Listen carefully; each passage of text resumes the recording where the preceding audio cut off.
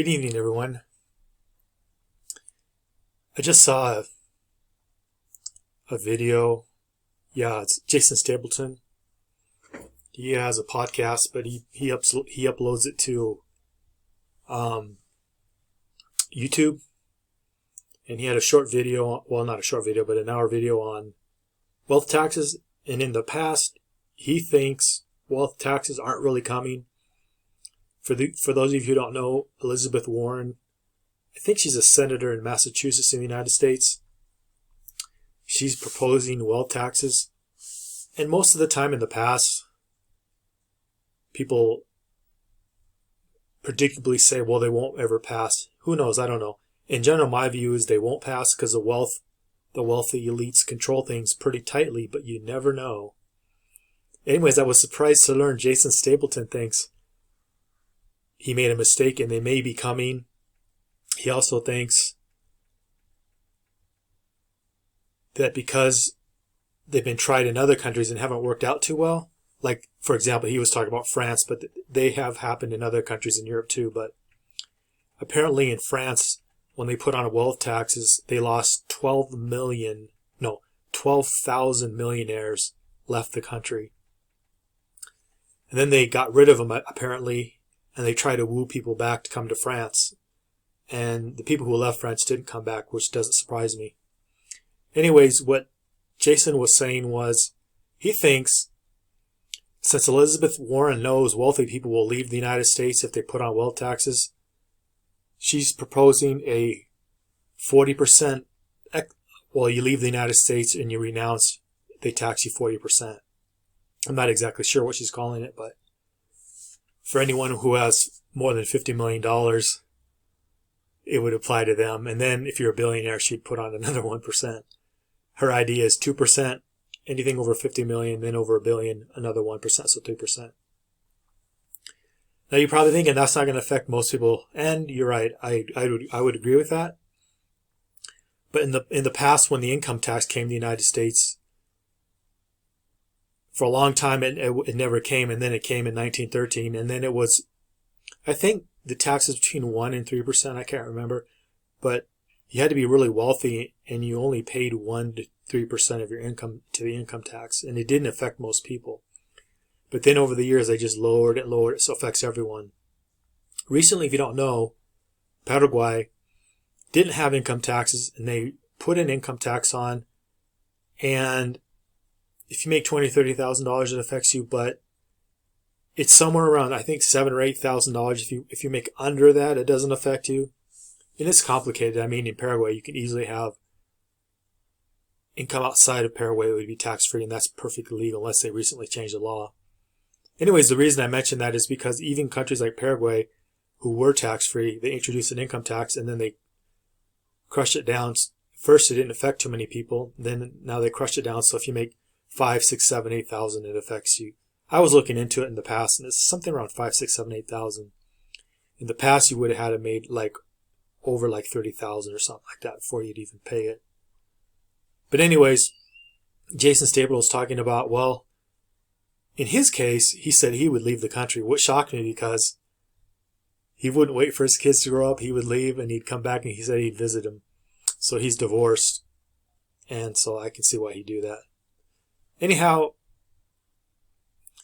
with the changing economy, Jason Stapleton's talked about, I've talked about, a lot of people are talking about how our economy is changing to a digital economy. That's why I think more and more commerce is going to be online in the digital world, and it'll be in cryptocurrencies. Now, having said that, if you're telling me cryptocurrencies are in a bubble, yeah, that's true. I'd agree with you. I won't argue with you. It's true. And I don't know when they're going to top out, but if they top out, I'll pare back my position quite a bit. That's just me, though. But the point is, Jason was making, you're going to have a plan B. And in the past, he talked about Paraguay, which kind of surprised me a bit. Today, he's talking about Costa Rica and other countries. According to him, he's got friends all over Latin America, so he's looking at all his options. Now, in the past, he said he didn't think this would happen. My point of making this video is it's not going to really affect people if you're more middle class. But as things get worse and worse and worse, it'll affect the middle classes. Why do I say that? It's because I think we're going down the road of Argentina, not so much Venezuela, but I'll talk about Venezuela for a minute. The very, very wealthy people of Venezuela kept bribing politicians, politicians not to tax them. Then at some point, they left. And then the middle classes did the same thing, bribing, and then they left.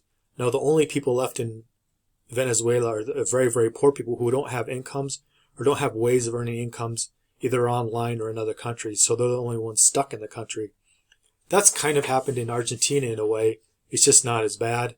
I would argue we're in the process of seeing that right now in Lebanon. For those viewers who don't watch my videos, since 2019 till now, the Lebanese currencies fell over 90%. And the people who could leave have already left. And a large amount of middle-class people have left for like the United Kingdom, United States, Canada. And not quite a few, I don't know. But my understanding is more than you would think have used Bitcoin to transfer whatever wealth they had in the country into whatever country they go to. Because what happened in Lebanon is what happened in Argentina in the past when they had their currency crisis. Argentina put on capital controls and you could only take out $100, I think, a month. Well, Lebanon's done the same thing. And then they converted all dollar accounts into the Lebanese pound. And then they just let inflation rip through those pounds. Now those pounds are very, very much worthless. And it's still my understanding, even if you have pounds in the Lebanese banks, you can't take them out. It's just like what happened in Argentina. They have the limits on how much you can take out. I forget what they call that, but the corral, but I can't remember the Spanish word for it. But so even if you had money in the banks, you can't take it all out. You could only take out $100 a month or whatever it was, 100 or 200.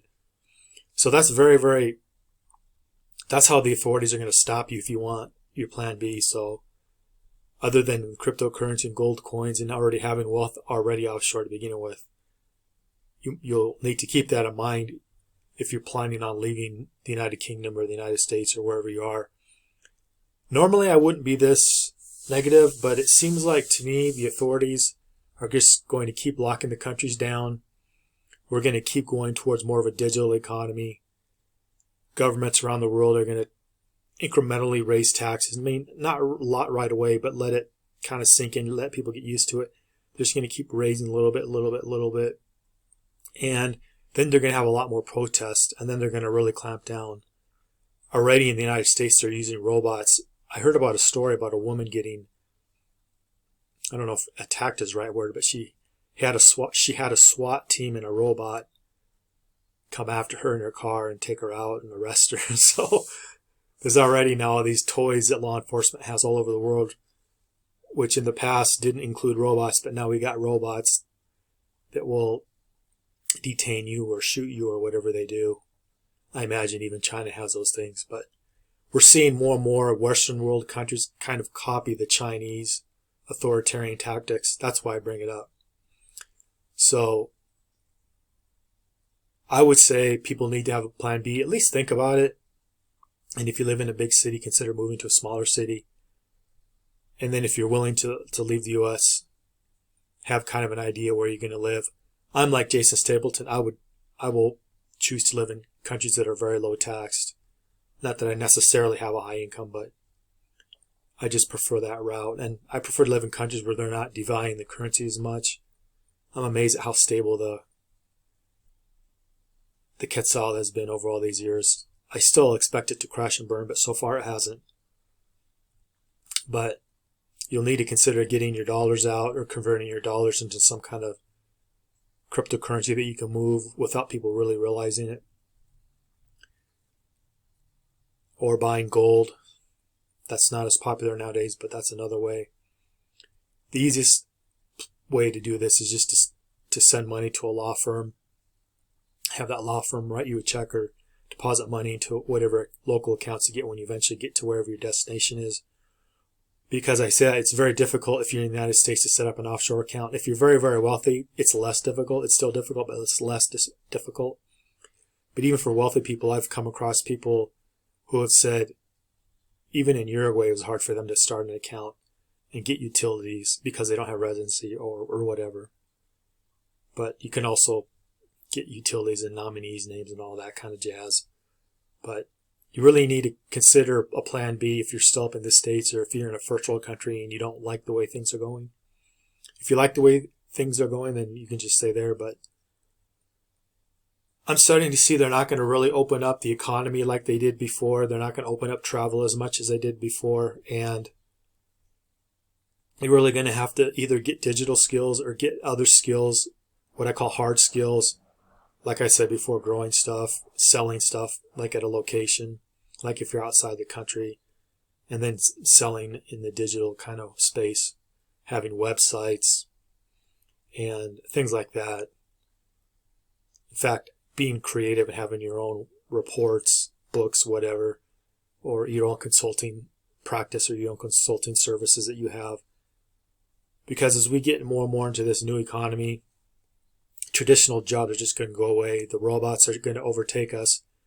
And software, like, I'm amazed at all the accounting software for taxes you can use now. It's getting to the point, unless you're really wealthy and you really need specialized tax advice, you don't really need an accountant anymore. And much of these softwares, they used to be 50 or 100 or 200 bucks. They're still really cheap if you have more of a complicated return. But if you have really basic income, they're free. They're all free.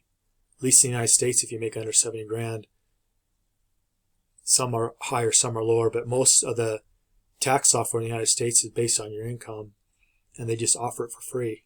Now, I don't know if that will continue, but that's because of the COVID, I presume. But once you kind of start doing these things free, they tend to stay free.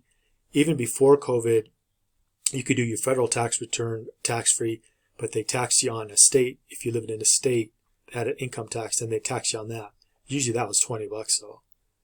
But unless you have something really, really complicated, you can just use the modern software we have, like TurboTax. There's so many outfits out there now that do it for free that I think this is just going to continue. So people who used to, like I'm aware of accountants, bankers in the United States, lawyers, certain things that can be done by AI or software, AI software, those are not being done by lawyers, bankers, accountants anymore. They're just being done by software. It's not totally getting rid of their jobs, but it's getting rid of a lot of the monotonous stuff. But if you're at the low end of the totem pole and you're the one getting paid 30, 40, 50 grand to do that monotonous stuff, your job could be at risk in the future. I think that's what's going to happen. I think that's why governments are putting down all these really bad laws to crack down on civil unrest and civil disturbances, because they realize once 80% of the population is unemployed and never going to get a job again. Well, when I say never, I just mean when we're going through this process, there's going to be a lot of social chaos. So I think they're gearing up and preparing for that. I actually think COVID-19 was the excuse used to do all this. Like, the reason they're doing all this isn't necessarily because of COVID. They're just using this as a cover to see what they can get away with, because they realize going into the future, and I'm really only talking about Western countries, that there's going to be a lot more civil unrest because of the way the economies are slowing down, the way the money printing isn't creating the prosperity it used to create in the 90s and the 2000s. And then just in general, with the way migration is, wages are coming down because of that. In fact, I watched a video yesterday.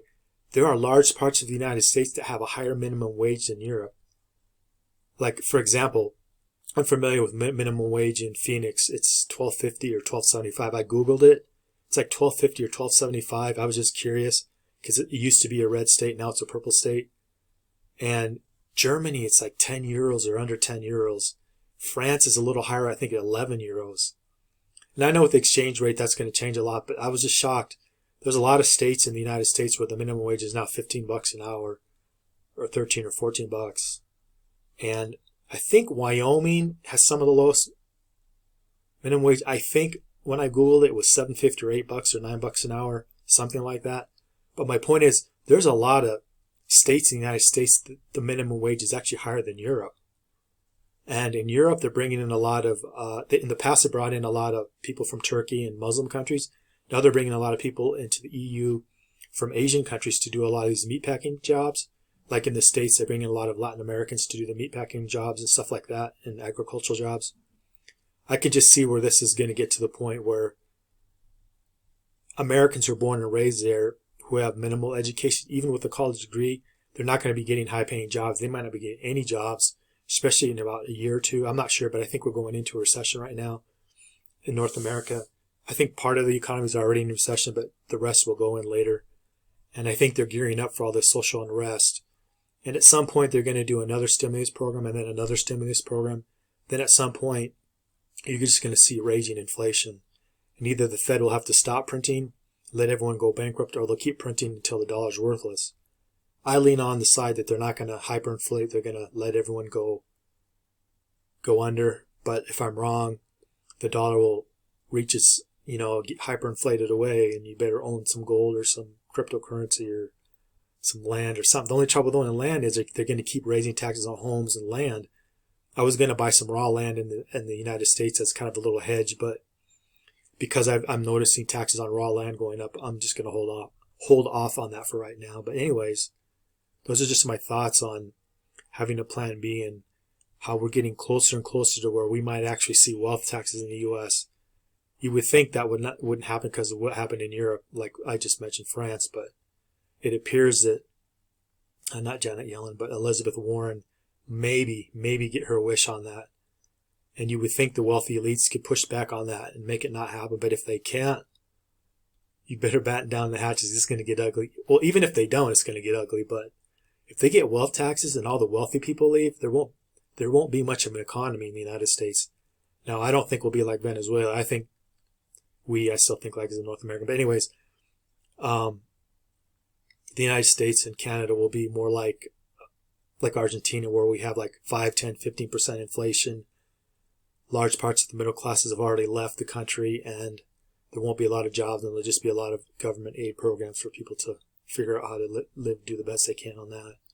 And then there'll just be a lot of repression, not just financial repression, but actual personal repression against people. So that's why I suggest you get your plan B and figure out some way to earn money online. And when you get to your destination, figure out a way to earn money offline. I think depending on where you are in the brick and mortar business is still a good idea. I still think growing stuff is okay. You would be surprised at what you can grow in the Philippines. I remember, this is 20 years ago. Keep in mind, 20 years ago, I knew a guy who made between $1,000 to $2,000 a month growing stuff. And he sold into the local kind of high-end restaurants in Manila.